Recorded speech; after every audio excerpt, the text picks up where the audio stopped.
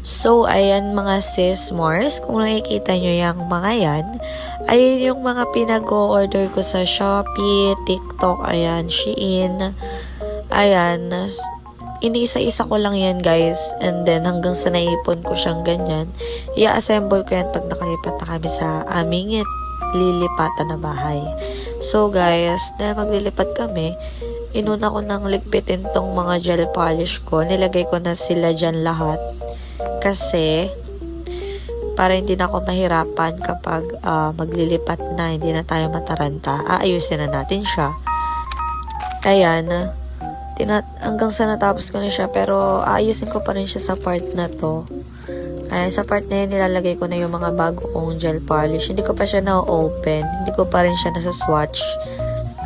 Isa-swatch ko na lang siya pagka okay na ang lahat. Wow, okay na ang lahat.